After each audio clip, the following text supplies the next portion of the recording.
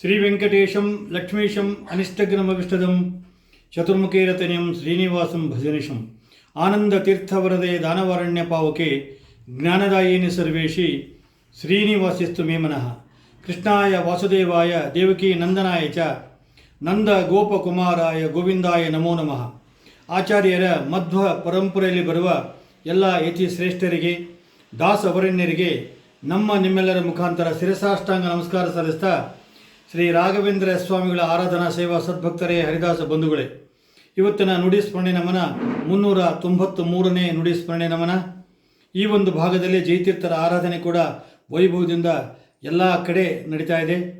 ಜೊತೆಗೆ ಆಷಾಢ ಮಾಸದ ಏಕಾದಶಿ ಕೂಡ ಅದ್ಭುತ ಏಕಾದಶಿ ಮಾಡಿರೋ ಪುಣ್ಯ ಬರ್ತದೆ. ಏಕಾದಶಿ ದಿನ ತಪ್ತ ಮುದ್ರಧಾರಣ ಕೂಡ ಅತ್ಯಂತ ಶ್ರೇಷ್ಠದಾಯಕವಾಗಿರ್ತಕ್ಕಂಥ ಒಂದು ಪರ್ವಕಾಲ ಅಂತ ಕೂಡ ಹೇಳ್ಬೋದು.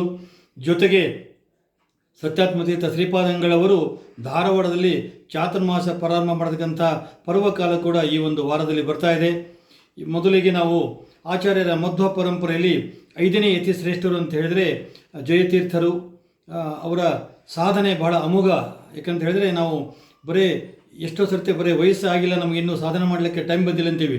ಆದರೆ ಸಾಧನೆಗೆ ವಯಸ್ಸು ಕಾರಣ ಅಲ್ಲ ಅಂತ ತೋರಿಸಿಕೊಟ್ಟವರು ಜಯತೀರ್ಥರು. ಅತ್ಯಂತ ಸಣ್ಣ ವಯಸ್ಸಿನಲ್ಲೇ ಅವರು ವೃಂದಾವನಸ್ಥರಾದರು. ಅವರ ಒಂದು ಅಮೋಘ ಸಾಧನೆ ನೋಡಿದರೆ ನಿಜವಾಗಲೂ ಬಹಳ ಸಂತೋಷವಾಗ್ತದೆ. ಯಾಕಂತ ಹೇಳಿದರೆ ಆಚಾರ್ಯರ ಮಧ್ವರು 4 ಜನ ಯತಿ ಶ್ರೇಷ್ಠರಿಗೆ ಯಾರಿಂದ ಯಾರಿಗೆ ಕೊಡಬೇಕು ಅನ್ನೋದನ್ನು ನಿರ್ಧಾರ ಮಾಡಿದರು. ಸನ್ಯಾಸಾಶ್ರಮ ಕೂಡ ಕೊಟ್ಟಿದ್ದರು. ಅಕ್ಷೋಭ ತೀರ್ಥರವರಿಗೆ ಯಾವುದೇ ಸಮಸ್ಯೆ ಬರಲಿಲ್ಲ. ಆದರೆ ಸಮಸ್ಯೆ ಬಂದಿದ್ದು ಅಕ್ಷೋಭ ತೀರ್ಥರ ಮುಂದೆ ಯಾರಿಗೆ ನಾನು ಪೀಠಾರೋಹಣ ಕೊಡಬೇಕು ಅಂತ ಬಂದಾಗ ಸ್ವಪ್ನದಲ್ಲಿ ಯಾರು ಭೀಮಾ ನದಿ ಇದಕ್ಕೆ ನೀರಿಗೆ ಬಾಯಿಚ್ಚಿ ಯಾರು ಕುಡಿತಾರೆ ಅವ್ರಿಗೆ ಕೊಡುವಂತಿರೋ ಸ್ವಪ್ನ ಆದಾಗ ಭೀಮಾ ನದಿ ದಂಡಿ ಮೇಲೆ ಬಂದು ಕೂತಾಗ ಆ ದಂಡಿ ಮೇಲೆ ಬೇಟೆಯಾಡ್ತಾ ಬಂದು ನೀರಡಿಕೆ ಆದಾಗ ದಂಡೋಪಂತ ಅಂಥೇಳಿ ಒಂದು ಬಂದು ನೀರಡಿಕೆ ಆಯಿತು. ಕುದುರೆ ಮೇಲೆ ಕೂತಿದ್ದ. ಕುದುರೆ ದೊಡ್ಡ ಹವ್ಯಾಸ, ಒಂದು ಎಷ್ಟು ಅದ್ಭುತವಾಗಿ ಸುಂದರವಾಗಿದ್ದ ಅಂತ ಹೇಳಿದರೆ ನಿಜವಾಗಲೂ ಎಲ್ಲ ಆಕರ್ಷಣೆಗೆ ಪಾತ್ರರಾಗಿದ್ದ. ಕುದುರೆ ಮೇಲೆ ಕೂತು ಬಂದ ಹೊತ್ತಿನಾಗ ಕುದುರೆಯಿಂದ ಇಳಿಲಿಲ್ಲ, ಕುದುರೆನೇ ನೀರೊಳಗೆ ತೊಗೊಂಡು ಹೋಗ. ಎರಡೂ ಕುದುರೆ ಕೂಡ ನೀರು ಬಾಯಿಸಿ ಕುಡಿದಾಗ ತಾನು ಕೂಡ ನೀರಿಗೆ ಬಾಯಿಸಿ ಕುಡಿದಾಗ ಈ ಕಡೆ ಇದ್ದಂಥ ಅಕ್ಷೋಭ ತೀರ್ಥರು ಹೇಳಿದರು, ಹಿಂದೆ ನೀನು ಜನ್ಮದಲ್ಲಿ ಏನಾದರೂ ಪಶು ಆಗಿದ್ದೆ ಅಂತ ಕೇಳಿದ್ರಂತೆ. ಆ ಪಶು ಅಂತಕ್ಕಂಥ ಶಬ್ದ ಕೇಳಿದ ಕೂಡಲೇ ಅವರಿಗೆ ಆಚಾರ್ಯರ ಮಧ್ವರ ಕಾಲಕ್ಕೆ ಎತ್ತಿನ ಸ್ಮರಣೆ ಬಂತಂತ. ಬಂದು ಕೂಡಲೇ ಹೇಳಿದ್ರಂತೂ, ನನಗೆ ನೀವು ಯತಿ ಶ್ರೇಷ್ಠ ದೀಕ್ಷೆಯನ್ನು ಕೊಡಬೇಕು, ಪೀಠಾರೋಹಣ ಕೊಡಬೇಕಂತ ಕೇಳಿದಾಗ ಅವರ ತಂದೆ ಬಂದು, ಇಲ್ಲ ಇನ್ನೂ ಅವರಿಗೆ ಲಗ್ನ ಮಾಡಬೇಕು, ಲಗ್ನ ನಿಶ್ಚಯ ಆಗಿದೆ, ಆದ್ದರಿಂದ ಅವನು ಇನ್ನು ಗೃಹಸ್ಥಾಶ್ರಮದಲ್ಲಿ ಮುಂದುವರಿತಾನೆ ಅಂತ ಹೇಳಿದಾಗ ಸರಿ ಅಂತ ಹೇಳಿ ಅಕ್ಷೋಭ ತೀರ್ಥ ಕರ್ಕೊಂಡು ಹೋಗು ಅಂತ ಹೇಳಿದರು. ಆದರೆ ಆ ಹೆಂಡತಿಗೆ ಜಾನಕಮ್ಮ ಅಂತ ಹೇಳಿ ಹೆಂಡತಿಗೆ ಸಾಕ್ಷಾತ್ ಟೀಕಾರಾಯರು ದೊಡ್ಡ ಸರ್ಪರೂಪದಲ್ಲಿ ಕಾಣಿಸ್ಕೊಂಡ್ರಂತೆ. ಹೀಗಾಗಿ ಆ ಹೆದರಿ, ಇಲ್ಲ ಇವರು ಕೇವಲ ನನ್ನ ಪತಿಗಾಗಿ ಸೀಮಿತ ಅಲ್ಲ, ಸಮಾಜಕ್ಕೆ ಅವರು ಸೀಮಿತ, ಸಮಾಜದಿಂದ ಅವರು ದೊಡ್ಡ ಸಾಧನೆ ಆಗಬೇಕಾಗಿದೆ, ಧರ್ಮ ಗ್ರಂಥಗಳ ರಚನೆ ಆಗಬೇಕಾಗಿದೆ, ಟಿಪ್ಪಣಿ ಬರ್ತಕ್ಕಂಥ ಗ್ರಂಥಕಾರರು ಆಗಬೇಕಾಗಿದೆ, ಕೇವಲ ನಮ್ಮ ಮನೆಗೆ ಸೀಮಿತ ಆಗಬಾರ್ದು ಅಂತ ಹೇಳಿ ಆಕೆನೇ ನಿರ್ಧಾರ ತೊಗೊಂಡಾಗ ತಂದೆ ಕೂಡ ಅದೇ ನಿರ್ಧಾರಕ್ಕೆ ಬಂದ. ಮತ್ತು ಸ್ವಾಮಿಗಳ ಹತ್ರ ಬಂದಾಗ ಅವರಿಗೆ ಕೊಟ್ಟು ಜಯತೀರ್ಥರ ಅಂಥೇಳಿ ನಾಮಕರಣ ಮಾಡಿದರು. ಆ ಜಯತೀರ್ಥರ ಸಾಧನೆ ಬಹಳ ಅಮೋಘವಾಗುತ್ತೆ. 26ನೇ ವಯಸ್ಸಿಗೆ ಅವರು ದೀಕ್ಷೆಯನ್ನು 2 ವರ್ಷ 2 ತಿಂಗಳ ಕಾಲ ಪೀಠದಲ್ಲಿರ್ತಕ್ಕಂಥ ಮಹಾನುಭಾವರು ಅವರು ತಮ್ಮ ಜೀವಿತಾವಧಿಯಲ್ಲಿ ಸಾಧಾರಣ 20 ವರ್ಷ ಗ್ರಂಥಗಳ ರಚನೆಯಲ್ಲಿ ಯರಗೋಡು ಗುಹಾದಲ್ಲಿ ಅವರು ತಪಸ್ಸು ಮಾಡ್ತಾ ಆ ಗ್ರಂಥಗಳ ರಚನೆಯಲ್ಲೇ ತೊಡಗಿದ್ರಂತೆ. ಇವತ್ತಿಗೂ 17 ಗ್ರಂಥಗಳಿಗೆ ಅವರು ಟೀಕೆ ಟಿಪ್ಪಣಿ ಬರೆದ ಟೀಕಾಚಾರ್ಯರಂತಾದರು. ನಂತರ ಸ್ವತಂತ್ರ ಗ್ರಂಥಗಳು 3 ಗ್ರಂಥ ಬರೆದರು. ಆ 3 ಗ್ರಂಥಗಳಲ್ಲಿ ಸುಧಾ ಒಂದು ಅದ್ಭುತ ಗ್ರಂಥ. ಇವತ್ತು ಒಬ್ಬ ಪಂಡಿತ ಆಗಿದ್ದಾನೆ ಅಂತ ಹೇಳಬೇಕಾದ್ರೆ ಒಂದು ISI ಮಾರ್ಕು ಇದು ಉತ್ತಮ ಪ್ರಾಡಕ್ಟ್ ಅಂತ ನಾವೇನು ಕರಿತೀವಿ. ಯಾವುದೇ ಒಂದು ವಸ್ತು ತಯಾರು ಮಾಡಿದಾಗ ಅದಕ್ಕೆ ISI ಮಾರ್ಕ್ ಅಂತ ಒಂದು ಬೆಳೀತದೆ. ಅವಾಗ ಅದು ಚಲೋ ಪ್ರಾಡಕ್ಟ್ ಅಂತೇಳಿ ಜನರಿಗೆ ಗೊತ್ತಾಗ್ತದೆ.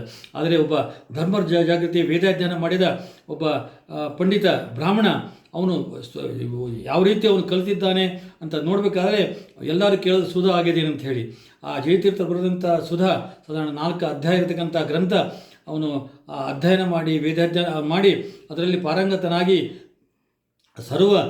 ಸುಧಾ ಗ್ರಂಥವನ್ನು ಅಧ್ಯಯನ ಮಾಡಿದಾಗ ಅವನಿಗೆ ಸುಧಾ ಪಂಡಿತ ಅಂತ ಕರೀತಾರೆ. ಎಲ್ಲ ಕಡೆ ಮಠ ಮಾನ್ಯಗಳು ಜನರು ಕೂಡ ಅವನನ್ನು ಬಹಳ ಭಕ್ತಿಯಿಂದ ಸ್ವೀಕಾರ ಮಾಡ್ತಾರೆ.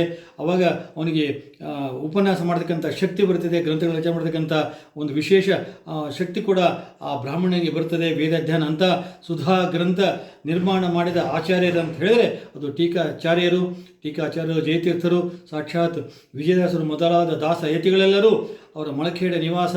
ಮಳಖೇಡದಲ್ಲಿ ಅವರ ಮೂಲ ಬೃಂದಾವನ ಇದೆ.